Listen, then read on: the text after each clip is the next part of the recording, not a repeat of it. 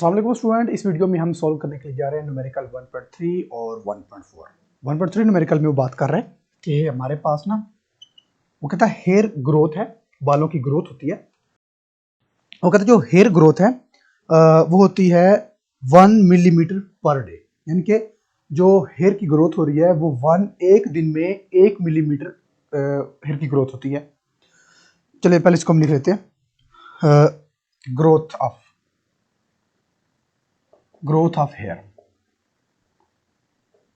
1 millimetre per day. इसको हम यूं भी लिख सकते हैं ना, 1 मिलीमीटर पर डे लिख सकते हैं। ठीक है, अब इसको हम यूं भी तो लिख सकते हैं अच्छा चलें इसको पहले ये नहीं लेते। नेक्स्ट पढ़ते हैं क्या होता है। वो कहता है find their growth rate in nanometre per second. वो कह रहा है कि आपने इसका यानी कि 1 मिलीमीटर पर डे को आपने बनाना है जी 1 नैनोमीटर पर सेकंड। इसका मतलब ये है कि जो ऊपर मिलीमीटर और कन्वर्ट नैनोमीटर में, मतलब ये जो मिली है ये हमें नहीं चाहिए, इसकी जगह पे हमें क्या चाहिए, नैनो चाहिए, और ये एम एज इट रहेगा मीटर वाला। फिर वो कह रहा है जो डे है वो हमें किस में चाहिए, सेकंड में। तो डे को हमने सेकंड में कन्वर्ट करना है, सिर्फ इतना करना है हमने, मिली को नैनो बनाना है और डे को हमने सेकंड बनाना है, बस इतना सा काम है। चलें अब इसको हम तोड़कर यूं लिख सकते हैं, जो हमें नहीं चाहिए उसके वैल्यू पुट कर देते हैं। तो 1 मिली हमें नहीं चाहिए तो मिली की जगह पुट कर देंगे 10⁻³ और ये मीटर में चाहिए। डे हमें नहीं चाहिए बल्कि हमें क्या चाहिए, हमें सेकंड चाहिए। तो हम ऐसा करते हैं, पहले हम डेज को पहले हम कन्वर्ट करते हैं ऑर्स में, फिर ऑर्स को कन्वर्ट करेंगे हम मिनट्स में, और फिर मिनट्स को हम कन्वर्ट करेंगे सेकंड में। ठीक हो गया। चले ऑर्स कितने हैं जी, डेज कितने हैं जी, 1 डे। तो 1 डे को हम मल्टीप्लाई करेंगे ऑर्स के लिए, एक डे में कितने ऑर्स होते हैं, 24 ऑर्स। तो ये हमारे पास आ जाएगा मतलब 24 आवर्स हो गए। अब 24 आवर्स को हमने कन्वर्ट करना है मिनट्स में, तो और एक आवर में कितने मिनट्स हो गए, 60। चला जी 24 मल्टीप्लाई बाय 60, कैलकुलेटर यूज करते हैं जी। 24 मल्टीप्लाई बाय 60, तो ये हमारे पास आ रहा है जी 1440। तो 1440 ये मिनट्स आ गए। ठीक है, अब हमने मिनट्स के बनाने हैं seconds. 1440 multiply by again 60 multiply by 60, तो ये आ जाएगा जी 86400 सेकेंड्स। ठीक है, तो डे एक डे में 86,400 सेकेंड्स होते हैं। चलें जी, डे के अब अपने सेकंड बनाने हैं, तो डे मतलब 24 आवर्स, तो मल्टीप्लाई इसको करेंगे 60 के साथ, आवर्स हो गए, अगेन 60 के साथ फिर सेकेंड हो गए। ठीक है, जो मैंने यहाँ प्रोसेस किया इसको मैंने हॉरिजॉन्टल में यहाँ लिख दिया। आवर्स हैं, आवर्स के मिनट्स बनाएंगे, मिनट्स को फिर हम सेकेंड बना लेंगे। ये जो ना ये आपको सिर्फ समझाने के लिए था, इसको आपने परेशानी होना, ये सिर्फ आपको समझाने के लिए था। ठीक है, चलें जी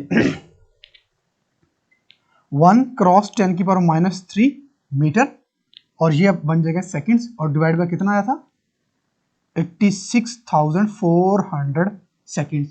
ठीक है, तो इसको हम ऐसे यूं कर लेते हैं, 1 divide by 86,400 cross 10⁻³ metre second. ठीक है, पहले इसको डिवाइड कर लेते हैं। 1 डिवाइड बाय 86,400, तो ये आ रहा है हमारे पास 1.157 क्रॉस 10⁻⁵, और ये जो है ये एज इट इज आ जाएगा क्रॉस 10⁻³ और ये मीटर सेकेंड। ठीक है, अब इसको दोबारा लिखते हैं 1.157 क्रॉस। देखिए बेस सेम है तो दरम्यान में मल्टीप्लाई तो पावर ऐड होगी, इसको हम करेंगे 10⁻⁵ मीटर पर सेकेंड। 1.157 क्रॉस 10⁻⁸ मीटर पर सेकेंड। वो क्या कहता है, वो कहता है आपने नैनो बनाना है। मीटर सेकेंड तो हमने बना लिया है, ये दो हमारे पास बन चुके हैं, अब नैनो नहीं आ रहा। नैनो क्या होता है, नैनो होता है -9, यहां पर हमारे पास है -8, तो हमें ऐसा करना पड़ेगा -8 को -9 बनाना पड़ेगा, तब जाकर हमारी रिक्वायरमेंट पूरी होगी। ठीक है, अब इसको -8 है, -9 कैसे बनाएंगे, -9 कैसे बनाएंगे, हम क्यों ना करें, -8 का हमने -9 बनाना है, तो हमें यहाँ पर क्या ऐड करना पड़ेगा, -1। सिंपल है, ऐसे कर लें। या फिर एक और मेथड है हमारे पास, वो ये है कि हम पॉइंट को छेड़ते हैं, पॉइंट को कहीं मूव करवाते हैं। ठीक है, अगर हम पॉइंट, ये स्टेटमेंट के अंदर पॉइंट है, अगर हम पॉइंट को राइट की तरफ लेकर जाते हैं, अगर राइट की तरफ लेकर जा रहे हैं तो स्टार्ट कहां से कर रहे हैं, स्टार्ट लेफ्ट से कर रहे हैं। अगर हम लेफ्ट से स्टार्ट करके राइट पर जाते हैं तो लेफ्ट से स्टार्ट करते हैं तो पावर हमारी किस में आती है, पावर हमारी माइनस में आती है। अगर इसको पकड़कर हम राइट लेफ्ट की तरफ ले गया तो हम स्टार्ट कहां से ले रहे हैं, फिर राइट से। तो जब राइट से स्टार्ट लेते हैं तो पावर हमारी प्लस में जाती है। तो हमें -8 के साथ क्या चाहिए, -1। तो इसका मतलब है कि इसको हमने लेफ्ट से स्टार्ट करना है। चले जी, ये पॉइंट है, कितने स्टेप मूव करवाएंगे हमें, 1। क्यों, क्योंकि हमें 1 चाहिए। इसको पकड़ा, इसको हम राइट को लेकर गए, ठीक है, पॉइंट को हमने एक मूव करवा दिया राइट को, मतलब हमने लेफ्ट से स्टार्ट दिया है। तो ये बन जाएगा 11.57 क्रॉस 10 पर कितने स्टेप मूव करेंगे, 1 -1, और ये जो 10 पर -8 है ये ऐसे रहेगा। ठीक है, तो ये बन जाएगा 11.57 क्रॉस 10 पर -8 -1 -8, तो ये बन जाएगा 11.57 क्रॉस 10 पर -9 मीटर पर सेकेंड। तो ये हमारे पास आ जाएगा। ठीक हो गया, इसको लिखें 11.57, ये हमारे पास आ जाएगा नैनो, और ये मीटर, और ये सेकेंड। ठीक हो, ये हमारे पास आ गया। ठीक हो गया, चले नेक्स्ट हमारे पास है 1.4। 1.4 में वो कह रहा है कि स्टैंडर्ड फॉर्म में लिखना है आपने सब कुछ। स्टैंडर्ड का मतलब होगा साइंटिफिक नोटेशन, स्टैंडर्ड फॉर्म लिखा हो या साइंटिफिक नोटेशन लिखा हो, बात एक है, याद रखना, ये याद रखे आपने, साइंटिफिक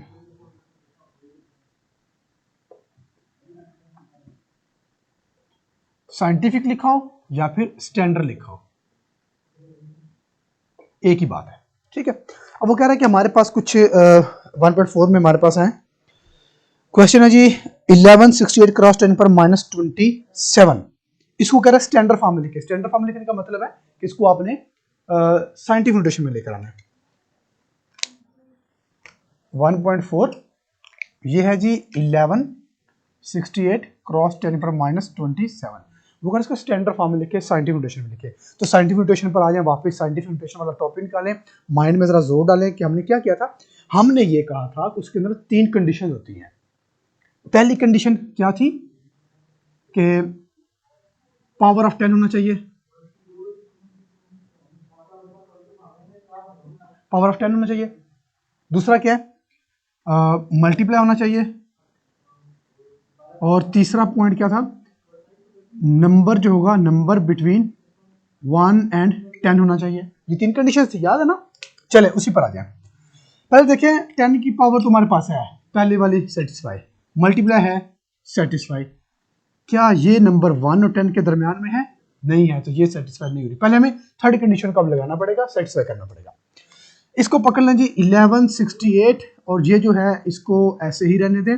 इसका पॉइंट यहाँ पर है, राइट पर मूव करवाएं, 1 काफी है, ये 1 116 बनेगा, नहीं, यहाँ पर कराएं 11.68, 11 हमें क्या चाहिए 1 और 10 के बीच में, नहीं, एक और मूव करवा दिया, बन गया 1.168 क्रॉस 10 की पावर। कितने स्टेप मूव कराए, यहाँ पर था 1 2 3, और 3 प्लस का, क्यों, हमने राइट से स्टार्ट दिया है, 10 की पावर -27, 1.168 क्रॉस 10 की पावर 3 -27, 1.168 क्रॉस 10 की पावर -24।